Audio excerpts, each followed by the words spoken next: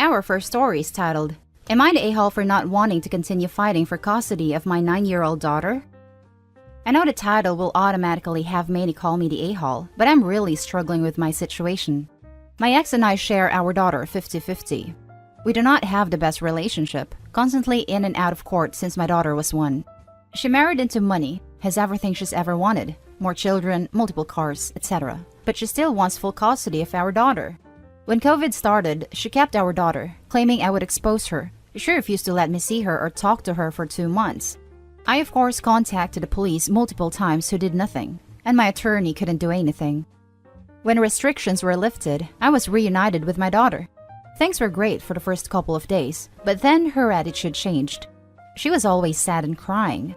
Took a while, but my wife and I were able to create a safe enough space for her to share her feelings. Long story short, what she shared made me report it to CPS with a consultation of my attorney. When CPS finally got involved, the investigator found nothing, but my ex essentially blamed everything on me. Apparently, during the time my ex didn't allow me to see my daughter, she had our daughter write a diary of how unhappy she was with me and my wife, how mean and horrible we are to her, what we do to her, all of which are complete lies. The CPS investigator confirmed that's what my daughter said and has the diary as proof. We were being charged with all these allegations and we lost custody.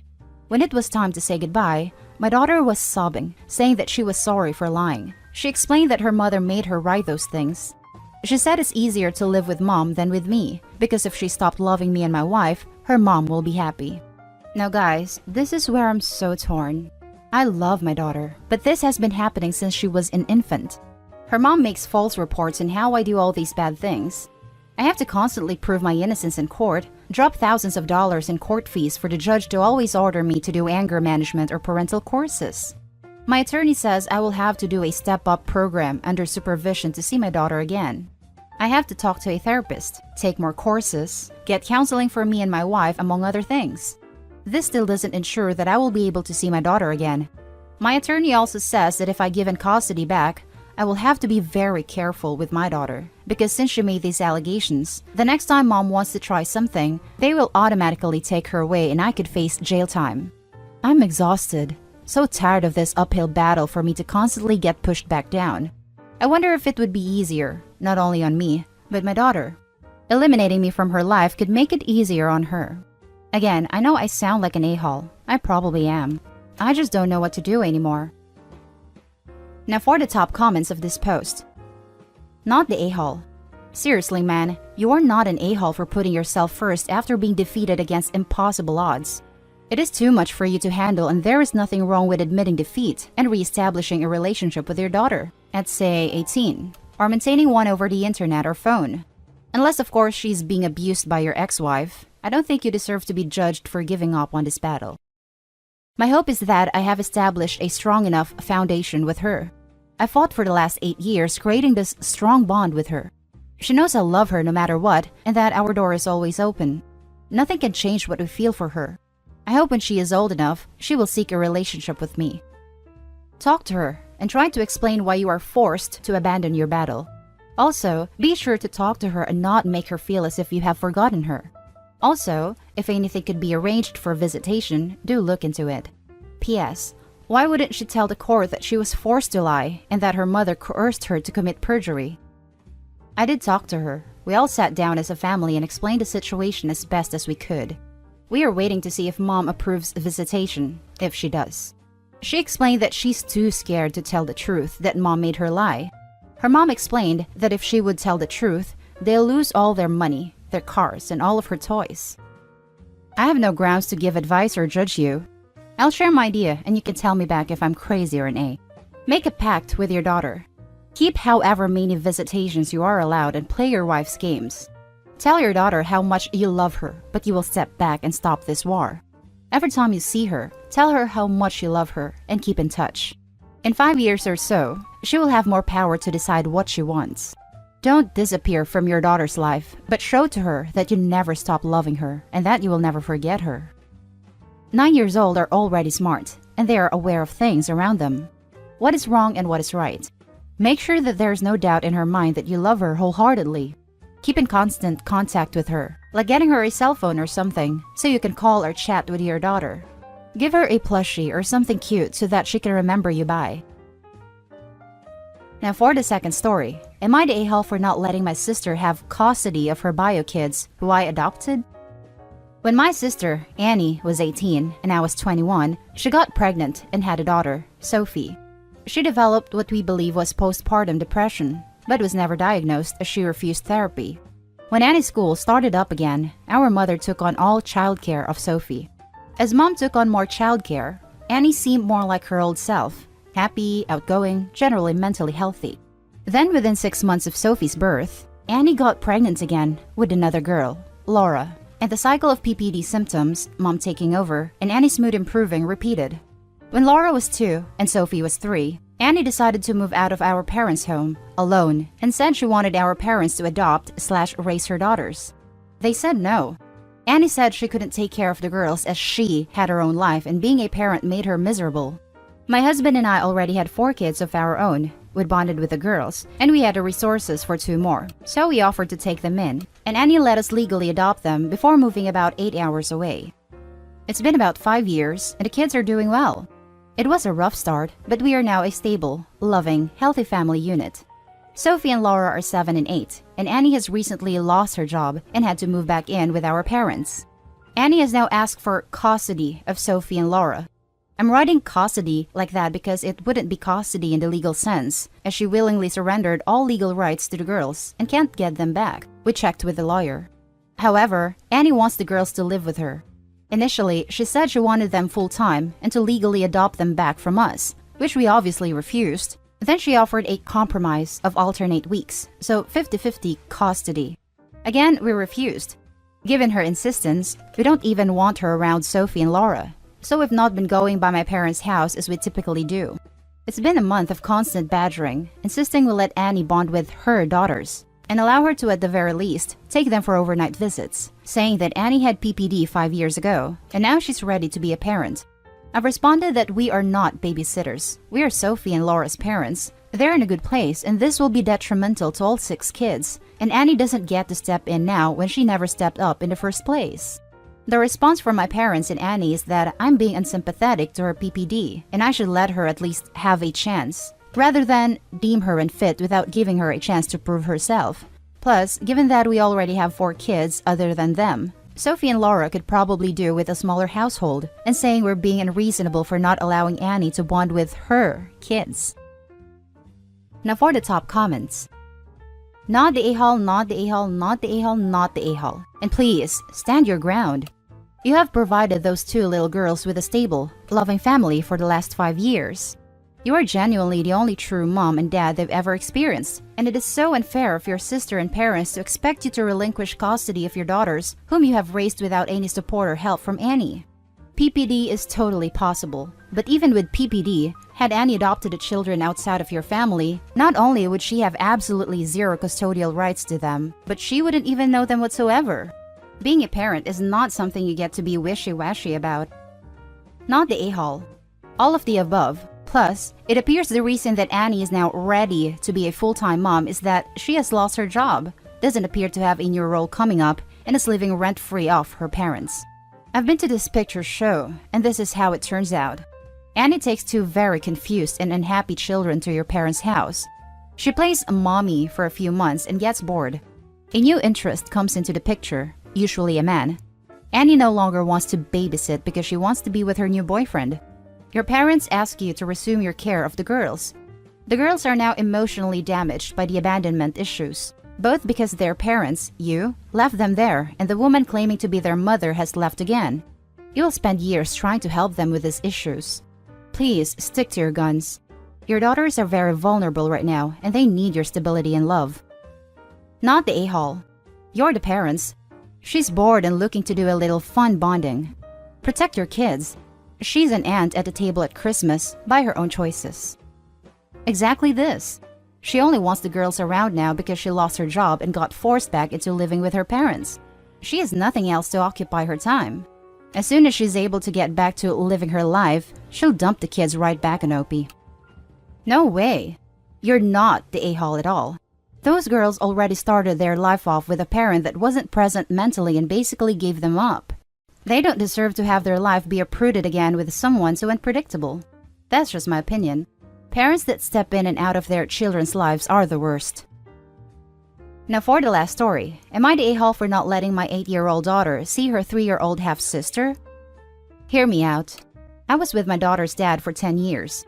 We ended things because he became addicted to crystal meth. About 6 months after we had broken up, he got another girl pregnant. We were still trying to work on things the entire time, and I was obviously furious when I found out he was going to have another kid. The problem here is, he is still on D's, and the woman who is the mother to his other daughter is a legit crazy person. She has gone as far as creating fake text conversations to create rumors about me and my daughter's dad, to try and put us against each other. At one point, my ex tried to get clean, and we agreed to try and work on things and try and put this all in the past. I even said I would accept this other kid because it wasn't her fault she was born. But the other mother continued to do crazy things, like stalking me, playing games with the dad that he was the father, then wasn't the father, allowing our kids to see each other, and then suddenly taking that away. She has caused a ton of drama and grief since she came into our lives in 2016. I'm even in another relationship and living with and engaged to another man, and she still continues to stalk me and my fiancé. She talks about us to anyone who will listen, uses texting apps to text us, pretends to be other people from these apps and says that we are cheating on each other, etc., etc. So basically, I want nothing to do with this girl. I suffered a serious emotional breakdown in 2019 because of all the drama/stress, and I have some trauma issues because of everything now. Obviously, I don't let my child go with her dad alone because of the D's. So I am always present. He is constantly telling me that I am a bad parent for not letting our daughter see the other kid. He isn't allowed to have either child on his own, but insists that I let him take our daughter over to the other mother's house, which I am not comfortable with, for obvious reasons. My daughter is almost 8 years old and is a very emotional/sensitive person to begin with. She doesn't understand why she can't see her sister and is starting to take a toll on me and break me down if I should just let them be together. I have tried to arrange something in the past with the other mother, but she again pulled crazy crap, and it wasn't able to happen. So, am I the a-hole, guys? Now let's read the top comments. Not the a-hole. While it sucks that your kids are in this situation, I don't see how you can let your daughter see her half-sister without getting further sucked into this crazy chick's crap. Plus, you have no idea how she'll behave around your child, and you already know you can't trust her dad with her either. She's a hazard, and you have every reason and right to say that you don't want your kid around that. I feel sorry for the half-sister though. It sounds like she has a rough road ahead of her. Fully agree. You're not the a-hole here. My parents were amazing, and I can think back on relationships that they kept me from as a child that made me slightly resentful, but they had very good reasons for. I just give her what she appropriate context you can, and explain when she's old enough. Not the a-hole. It doesn't sound like you're jealous or trying to punish the little girl. Ultimately, I'm sad, because the only two people who matter are the little girls. However, you're keeping your daughter safe. Both your ex and his ex are unstable, and you have to protect your daughter from that. If your ex wants both of his daughters to have a relationship, tell him to get clean and do the work so he can eventually have unsupervised visitation with both. He's the one depriving his daughters by not providing a safe, stable home they can bond in, not you. I love this answer. Not the a-hole. It is not in the best interest of your daughter to be around this mess, and it sounds like the courts already told you that. Does she have a nice relationship with your fiancé? You need to cut the drama out for both of you. Report the other woman for harassment, get a restraining order, whatever you need to do for you to keep her away, then stay away. I've tried to get a restraining order on her before. The judge said it wasn't possible because she isn't threatening physical harm. First story is titled, Am I the a-hole for refusing to listen to my parents and wanting to sue my cousin for a prank? I, 31 male, recently had my cousin 21 male move in with me after he got kicked off his college dorm and had no job to pay for rent. My parents told me I needed to step up and help because I want a house, live alone with my 2 golden retrievers and 2 birds that I had since last year. My cousin would make fun of me whenever I call my pets family and thinks I'm crazy. He has a bad sense of humor and thinks it's funny. He calls me funny nicknames like Robot, /Terminator, /Optimus Prime, and others, because I wear a prosthetic leg that I've gotten after I had an infection 2 years ago. I've been patient with him causing a mess, and not even doing his own laundry. It's been 3 months and it's too much already. So recently, he started doing pranks and using personal things in his pranks, like clothes / my phone / stuff from the kitchen, etc. I usually take off my prosthesis before going to bed, and since I work all day, I go to bed early, unlike him. He stays up till 3 to 4 a.m. He decided to do a prank and hid my prosthesis somewhere. I saw that it was gone in the morning. He did it twice before, and hid it in his room and the garage. I had enough of his nonsense. I asked him where he took it, and he joked and said that it was inside a fridge. I was livid. I started screaming at him to stop it, and to tell me where my prosthesis was before I kick him out. He realized I was being serious and told me that it was in the attic. I let him go get it, and when he brought it to me, he looked worried and started apologizing when I saw the sockets had cracks. The adjustment pyramid and pylon were damaged. He told me he hid it under the old TV and didn't think it was this fragile. It was there overnight, so the damage has already been done. I lost my crap. I yelled at him, while all he did was apologize, saying, "It was just a prank, bro," which made it worse. I told him to leave and called my aunt to tell her about what her son did, and that she needed to pay for the damages. Her reaction was shocking. She said that it was my fault because I knew how her son is, and decided to take him in anyway, and that she won't take responsibility for his actions. I told her I'd seriously sue because I'm broke and have no money to pay for a prosthesis, and crutches are unbearable. I was so angry. I kept lashing out at everyone, especially my mom and dad, who argued with me and said that I can't sue family, and this is my cousin and he meant no harm. I told them that he created the situation and needed to fix it. They called me awful for refusing to wait till Christmas is over and family gathering is over, then they'll figure something out. I told them to stay out of it, but until now, they're telling me to not cause an issue. We're in the holidays and suing my cousin will make them look bad to everyone. I'm stuck here with crutches feeling awful after they all tried to shut me up and told me to wait till holidays are over, then they'll raise money for me, and my cousin gets away with it. Edit. My dad offered to fix it himself, but this is ridiculous. He thinks that this is some object like a CD player or a TV he can fix. I called him ridiculous to his face, and I didn't let him touch it. He clearly thinks it's no big deal. I stopped taking his calls after that because he doesn't realize how big of an issue this is. Now for the top comments of this post. Not a hole. Dude, you've got to have your leg for God's sake. He/your family need to replace it immediately. Expecting you to use crutches till after the holidays to save Christmas or whatever is abusive nonsense. There wouldn't be trouble to start with, had your grown cousin not ruined your prosthesis with a terribly stupid and immature prank. My parents only care about what outsiders think about them, and never solve an issue or deal with a problem, and expect me to just take it because we shouldn't be treating family like this. In other words, they have no respect for boundaries. If they only care what outsiders think, start a GoFundMe explaining exactly what happened, and that your family won't step up to rectify what is effectively their collective mess-up. Totally agree. Start a GoFundMe page and spell out exactly what happened and that your family is not making things right. I would include your cousin's name and everyone else. Then post it in your Facebook page with a link to your GoFundMe page and why it exists. If all your family cares about is how they are perceived in public, let them the negative attention for what happened. If they cry foul, tell them you gave them a chance to make things right and they didn't. A GoFundMe account may have a twofold purpose of helping you with your prosthesis and publicly humiliating your family. Now you know why your cousin is so effed up. His parents never held him accountable for his actions. I would kick him out of your house immediately. I am wondering if there is potential for some type of criminal charges. Definitely consult an attorney. Not an a-hole, but your cousin and family are big time. Added to add that you should call every member of your family, except Anne's family, and let them know how sorry you are that you will not be able to see them over the holidays. And let them know that Cousin X thought it would be funny to hide your prosthesis and damaged it to the point where you can't wear it, and Cousin Ed's parents won't agree to make good of what he did. Let them know that you will be putting up a GoFundMe page to try to get a new prosthesis and would appreciate any help that they could provide as you have no means to deal with it all on your own. Not an a-hole. Your family is enabling your cousin to be an a-hole. He's 21, past time to get a job and start being responsible for himself. His parents can take him back in if they want, but you are certainly not obligated to.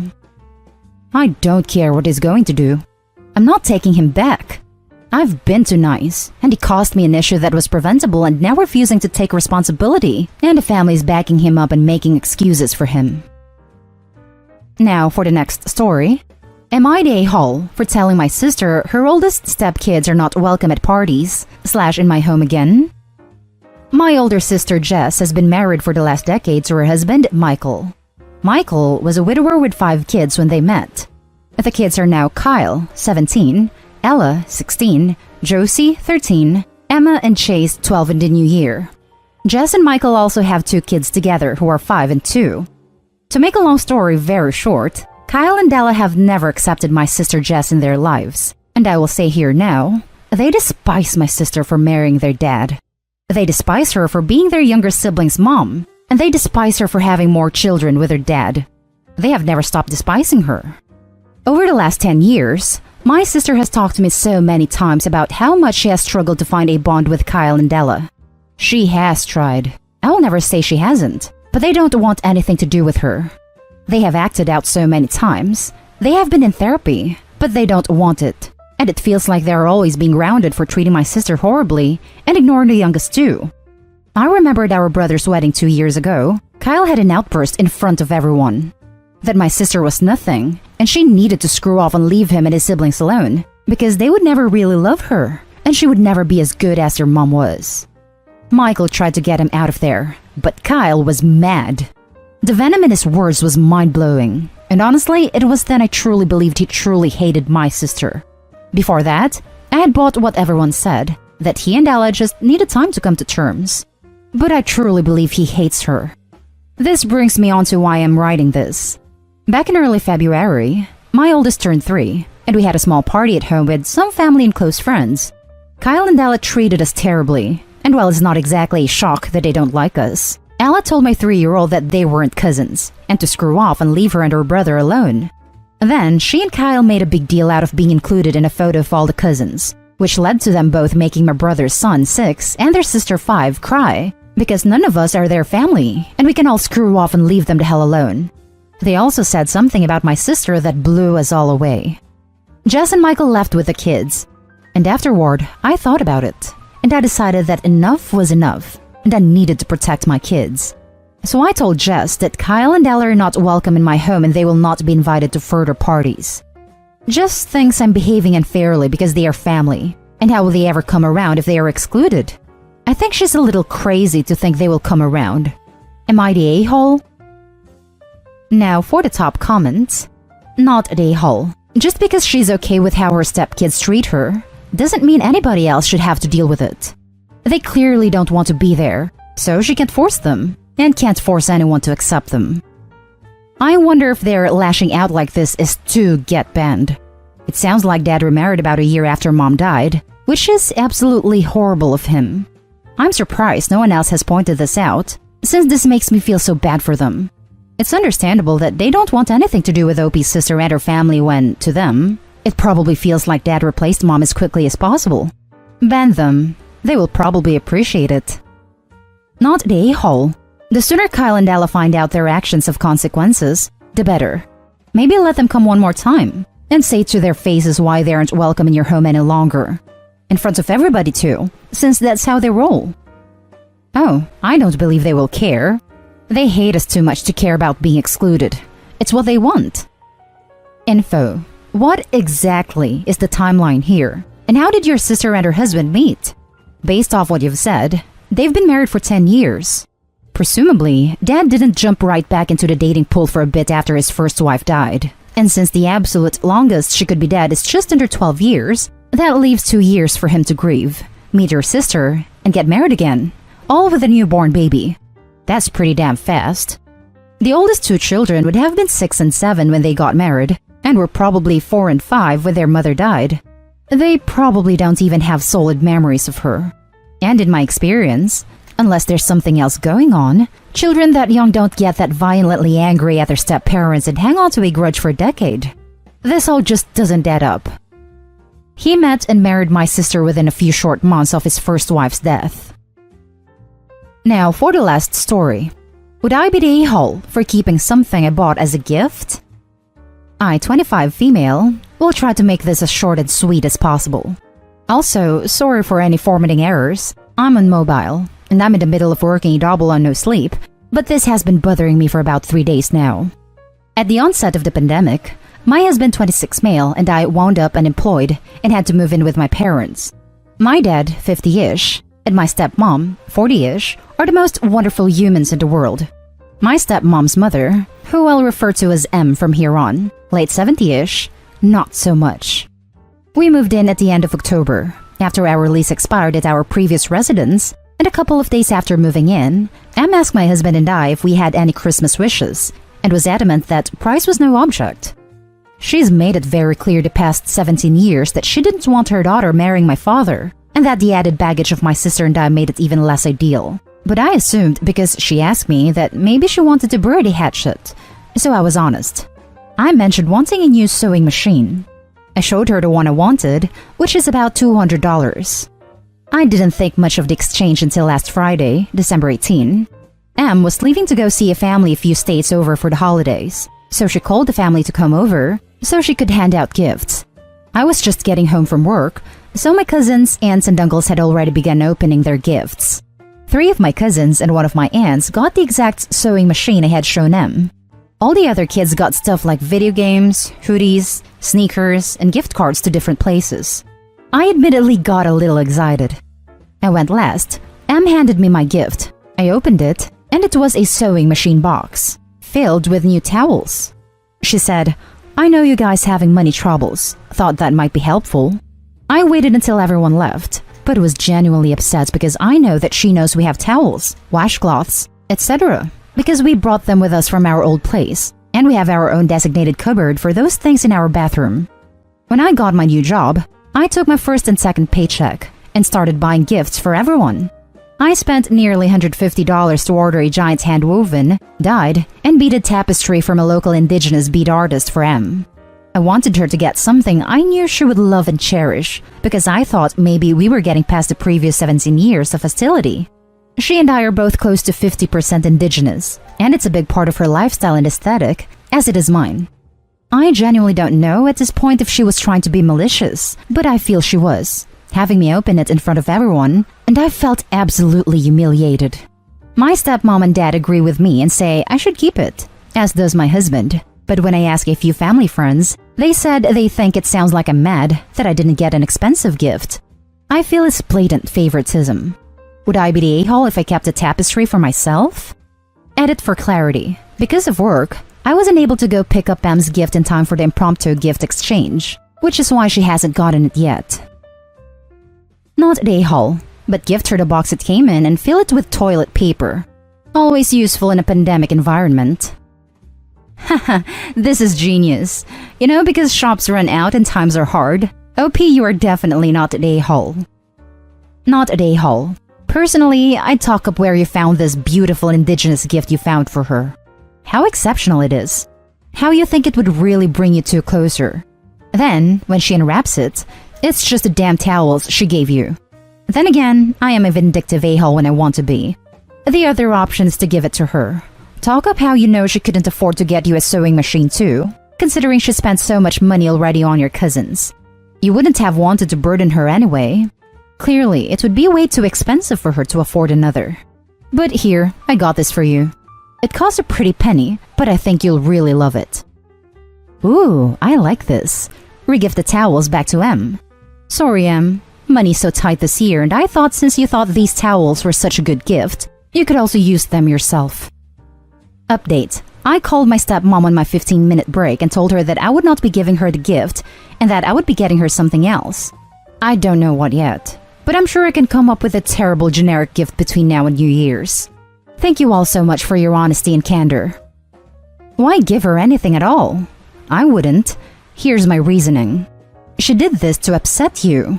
Giving her an intentionally horrible gift not only plays into her game, and this is a game to her, but also shows that her attempt to upset you worked. I'd forgo a gift entirely and send her a thank you card for her gift. Include in it that I would have loved to have returned the kindness, but as you know, the pandemic has been hard on us. So I just wanted to let you know how much it meant to me that you gave us something so useful. It is exactly what we needed. That way, She can't make you out to be the bad guy because she was the one who initiated the pandemic has been hard on you talk, and because you expressed gratitude for her gift. And if you make it seem like you felt the gift was thoughtful and needed, she will not have the satisfaction of feeling like she got you. First story is titled, Am I the a-hole for giving my sister an ultimatum unless she babysits my daughter? Hi all. Sorry, I'm 28 female, on mobile.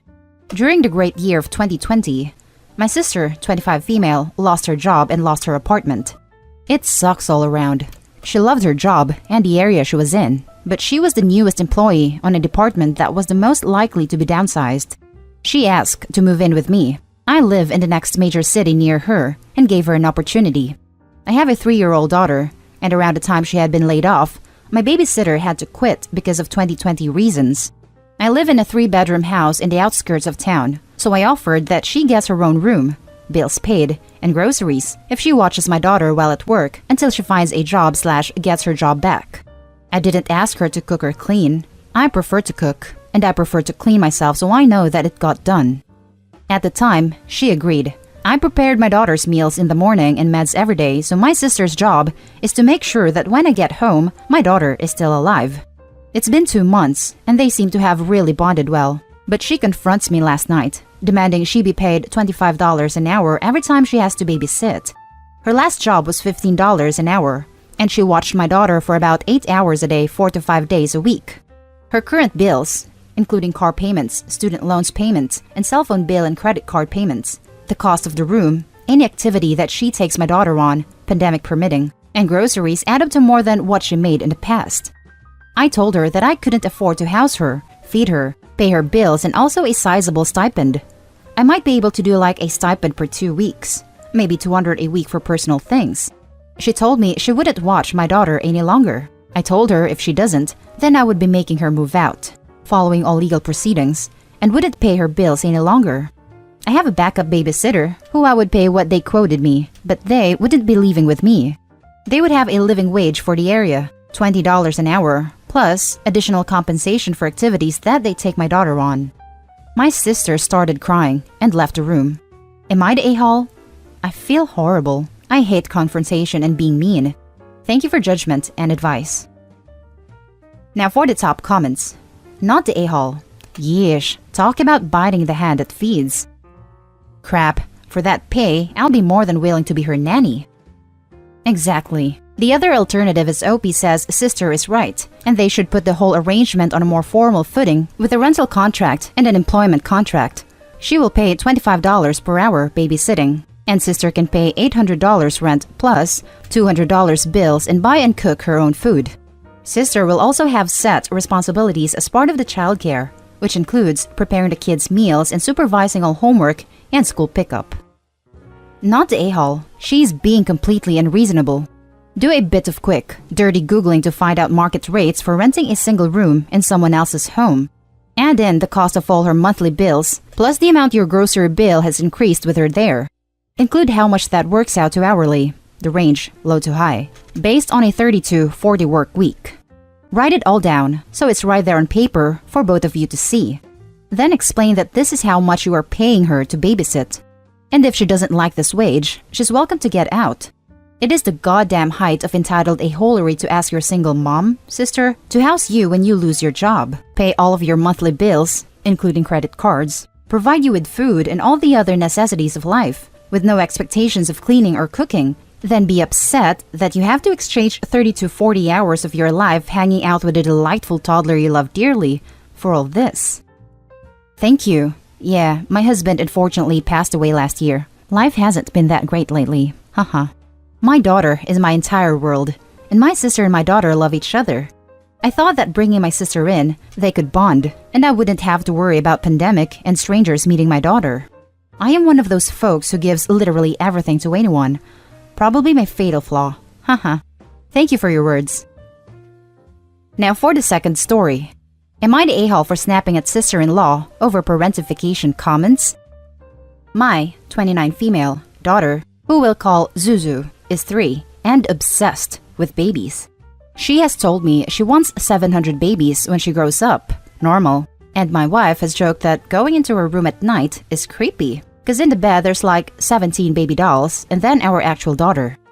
Naturally, when her younger sister, 10 months old, was born, Zuzu was over the moon. She came into the hospital room, jumped onto the bed next to me and told me I'm gonna be her new mama. She always wants to help with her sister. For a 3-year-old, that means small things like helping me pick out an outfit for the baby, holding her while she watches TV, helping with feeding the baby, etc. Zuzu is constantly supervised while doing these things because she's 3 and, can see a bird in the window and then all focus is on that. My sister-in-law is solidly child-free, which is fine and her choice. But lately, whenever she's been over and Zuzu has been playing with her sister, which nowadays means putting little sister in a doll stroller and parading her around the house, she has started going on about parentification. She has told us Zuzu will resent us for this, and that kids who are forced to be parents are depressed grown-ups. Yesterday was no different. We were eating lunch and Zuzu asked if she could feed a baby some food. I actually said no, because we were in a rush, and sister-in-law said, "See? That's what you should be saying. It's horrible and wrong you would force a child into a parent's position." Well, I had enough and asked her to leave, and said that if she was going to keep making comments like that, she wouldn't be welcome. Wife agrees with me and said if I hadn't said it, she would have, but I've gotten some supremely nasty texts from sister-in-law saying she was just trying to help. Some of my friends who are aware of the situation said I shouldn't have been so harsh either. Am I the a-hole? Edit. Sister-in-law is 5 years younger than my wife, who is 32. They have no other siblings, and from what I have seen, wife has told me, etc., there was never anything like parentification ever. Now, for the top comments. Not the a-hole.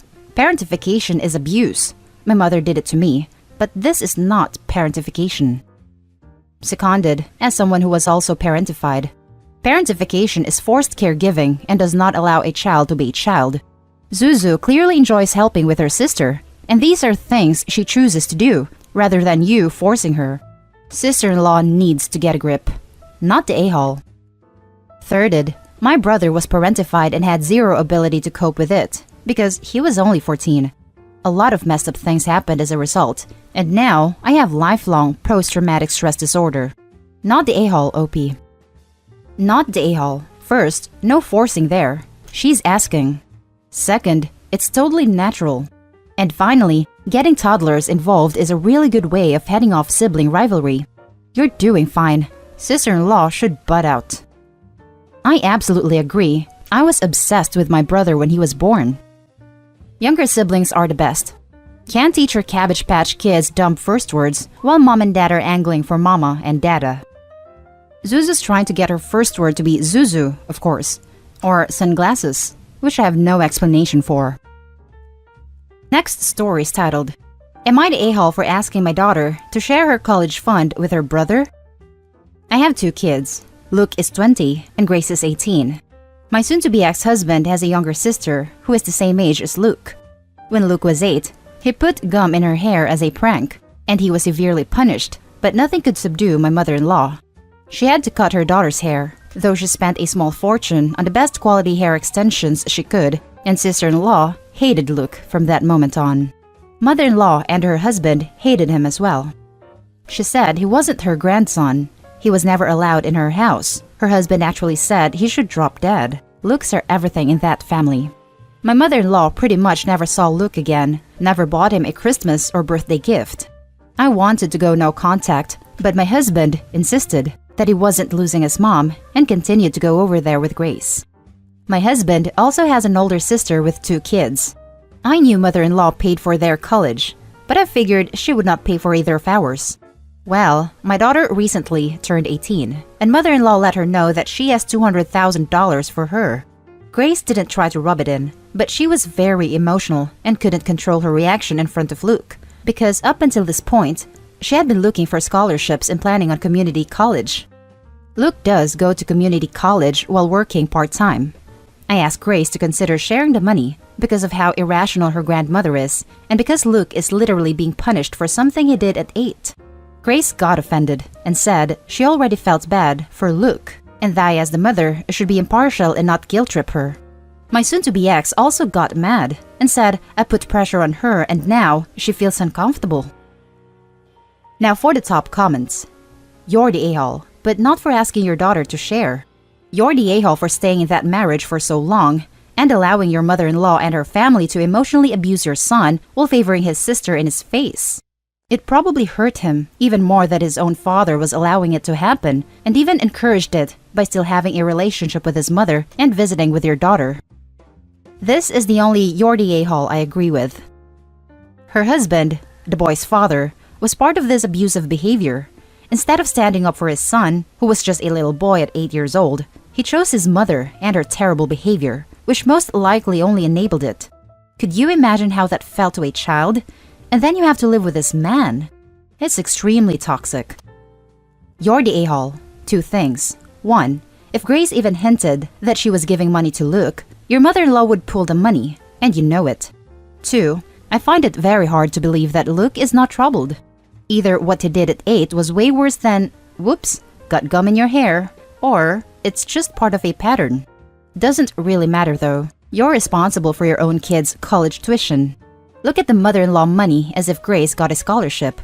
She's all set, so figure out what you want to do for Luke. 2. Even if Luke was troubled, he was excluded from the extended family when he was 8. With not possibility to make amends or mature, that's really quite harsh. Now for the last story. Am I the a-hole for not wanting to share my car with my sister? When I, female 18, was 16 but didn't have my driver's license yet, my parents told me I had to buy my own car or I would be unable to drive myself anywhere. I didn't mind, as I had been saving and had a job to help me pay for this. I found a car I absolutely love. It's a bit old, but in good condition, and I paid $8,000 for it. I have driven my car for almost 2 years and I love the car. I didn't go to college this year because of safety concerns, so I am doing college online at home. I figured I would continue to drive my car so I could go to work or anything else I needed to do. My sister, 16 female, got her license late this summer. My parents told me she would be renting my car so that she could drive herself to school. I asked why she couldn't buy her own car like I had to, but my parents never explained it to me.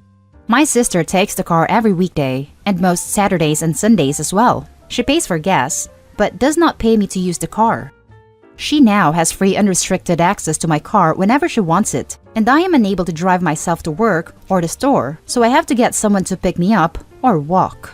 I don't think this is fair, since I paid for the car with my own money from working, and I am also worried because my sister does not have a good track record for driving. My parents say I'm the a-hole and not a good sibling when I vocally express that I want to be able to use my car. Am I the a-hole? Now, for the top comments. You are certainly not the a-hole here. If your parents were fine with you paying $8,000 for the car, they should be fine with your sister paying you back $4,000, minus a bit because of depreciation, of course. When it comes time to service the car, buy new tires, change the oil, etc., will it still be a shared car or is it your car again? Important distinction to be made there. Maybe have a conversation with your parents about that. Edit. Addition to first part of my post. I also think it could be helpful for you to keep a detailed record of when you use the car versus when your sister uses the car, so they can see and know certain terms that it's unfairly skewed to one side. Noting the times when you weren't able to drive yourself to work or other important engagements because of her having the car could also help your case. This is often how it works with the younger siblings. They take a hard line with the older one but soften up for the baby and can't justify their reasoning. Not the a-hole. Put a stop to this immediately. As the car owner, you are liable for any damage or accidents that your sister gets into. If she hurts someone, you could be sued. This is a dangerous situation for you. Aside from that, she isn't renting your car. She's stealing it. She isn't paying to help with the upkeep either. Parts need to be replaced due to wear and tear. Take your keys back and put your foot down.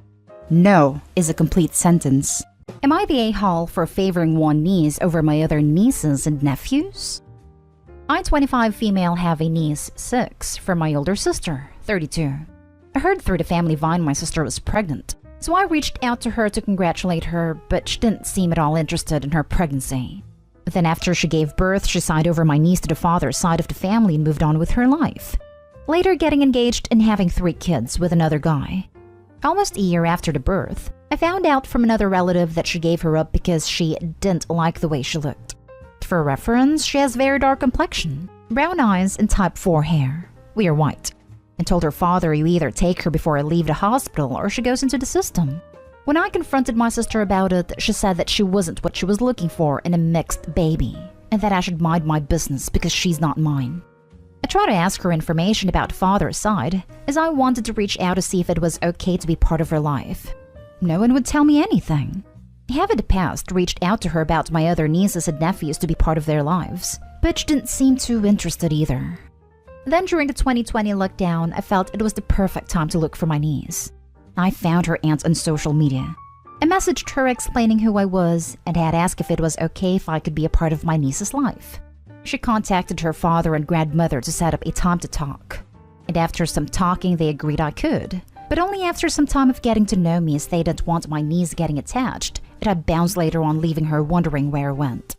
After 2 weeks of getting to know the family, they introduced me to my niece, and we instantly bonded. We talk almost every day, and she calls me Titi. I'm on good terms with her whole side of the family.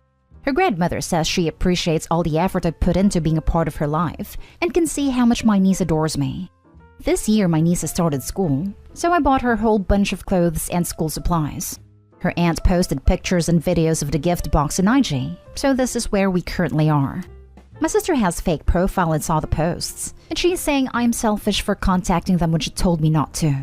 How could I be favoring my niece over my other nieces/nephews? I reminded her I've tried countless times to reach out to her and build a relationship with them, but she always shuts me down.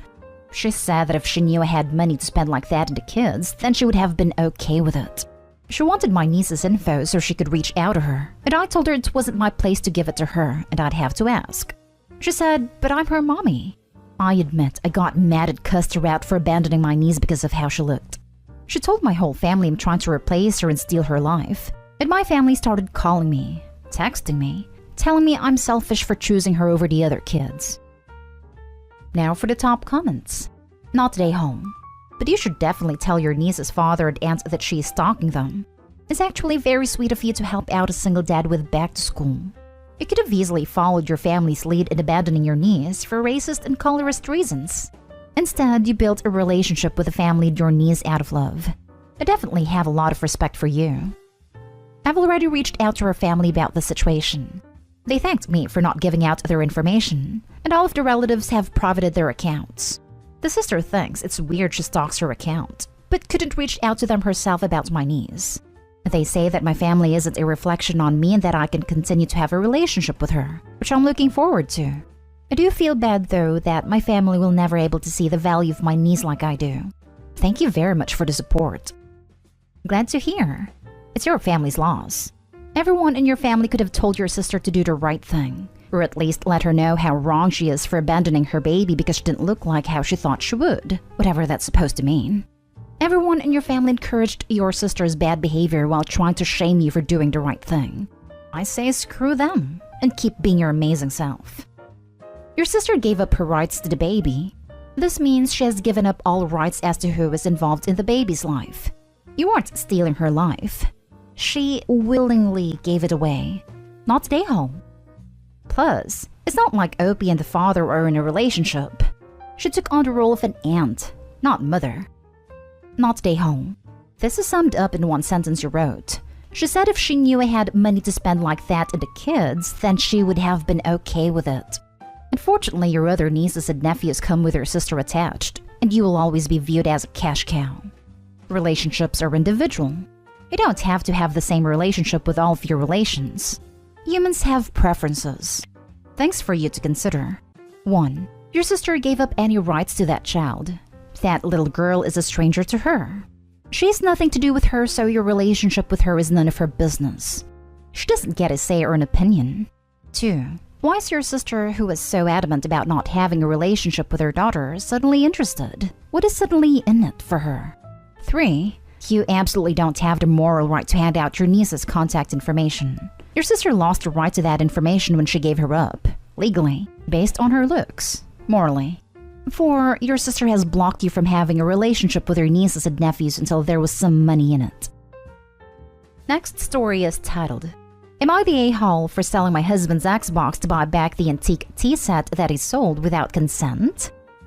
Me, female 33, and my husband, male 31, have been struggling with money lately. I work at a hair salon while he works at a gas station. Basically have minimum wages that barely pay rent and other expenses. We do not have any savings, nor do we have the ability to save money. It's been like this for years. Recently I found out that the antique tea set that my grandmother gifted me was gone. My husband admitted selling it for $300+ to be able to buy a gaming chair for his nephew who's a recovering cancer patient. I didn't take it well, and I told him this tea set was important to me and I wasn't willing to let it go that easily. Now if he was selling it to pay off debts or rent, then maybe, but a gaming chair? No, not okay. He asked me to allow him to explain and said that A, I don't use this tea set like ever, so it's just sitting in the cabinet. B, his nephew has gone through so much and wanted a gaming chair badly, and he promised to award him for defeating cancer. And C, he said he will be giving me money to buy a better, modern tea set. But I refused to accept that it was gone and let go of it. So I contacted the buyer, and he told me I had to pay $450 to get it back, which was unfair. But since he was barely convinced to let me have it back, then I need to come up with the money. I sold the only thing my husband had that was worth money, which was his Xbox. I got $400 and borrowed the $50 from my sister, paid off the buyer, and he brought back the tea set. My husband found out and went off asking how I could do this to him. He asked him to hear me out, then explained that I sold the Xbox since he was the one who gave away my antique tea set, so he was responsible for getting it back. He said he promised to save money for me to get a better set, but I insisted I wanted my grandmother's tea set and nothing else, even if it's worth less because the sentimental value is worth a lot to me. He blew up calling me childish and that I shouldn't have sold his Xbox, the only thing keeping him entertained in these awful times. He started sulking ever since, and kept reminding me that he was the one with the short end of the stick, since I got my precious tea set back. The buyer earned $150, but he lost his Xbox forever. He's refusing to talk to me, calling me evil with zero consideration for how depressed and upset he is feeling. Am I the a-hole for how I returned my antique tea set? I was gonna say 2 wrong things don't make it right, but then I read he did this to fulfill a promise he made to buy someone a gaming chair. He wrote a check he couldn't cash, and he should have sold his items to raise the money needed for the gaming chair. Selling your tea set was heartless. Saving up, which you state you can't do anyway, to buy you a modern one is pointless because the original set has sentimentality. I'm sure he is sulking, but he created this mess. It wouldn't be fair for you to be without an item of yours. Not stay home, but he's not gonna stop pouting for a long time. Not stay home. He stole a valuable item which you endeared in order to buy a mega expensive gift. It belonged to your deceased grandma, and it's irreplaceable and sentimental to you. It was yours and you reclaimed it. It wasn't the necessary solution to sell his Xbox, but you need 2 for tango, and it seems like the viable way to gather the money. Not stay home. He thinks his stuff is more valuable to him. Maybe he should realize things have consequences. I think so, which is hurtful and frustrating. Not stay home, but you should consider getting out of this situation, like now. Not only does your husband not respect your property, but he also doesn't seem to have much financial sense. He could buy a cheap gaming chair for less than $100. He didn't need to spend $300+ in one, no matter the reason. A sizable number of Americans couldn't put their hands on $400 in an emergency, and your husband sounds like he's in that group. That kind of money is a rainy day fund, especially when you're not making that kind of money to quickly recoup it. Your husband needs to get his financial priorities in order quickly, or you're always going to be fighting this battle with him. And apparently having time to play the Xbox. He could spend the time to find a better job. But hey, that's just me. Next story. Am I the a-hole for not paying for grad school for my sister? My sister, 22 and I, 26, female, lost our mother when she was 14 and I was 18. It was a difficult time, but eventually we pulled ourselves together and I stepped into the guardian role, because at the time my father was incapable of caring for us. I deferred my admission, left my flat share, and moved back home. I worked a lot of jobs, tutored a lot, and we survived. When I left uni, I got a great job that paid very well, and we stopped struggling. I paid for my sister's undergrad schooling, housing, because she didn't want to live at home. I made sure she had food and that she never ran out of money. She graduated recently and expressed interest in continuing her education. I told her that I would not be paying for grad school. At first, she thought I was joking.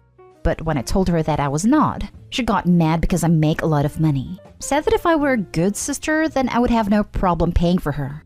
I told her that I'd been a good sister for almost 9 years, and I'd gone above and beyond for her, and anything from this point on was on her. She has not spoken to me since we had the conversation. Am I the a-hole? Somewhere along the line, your sister has lost track of the fact that everything that you've done for her so far has been a gift.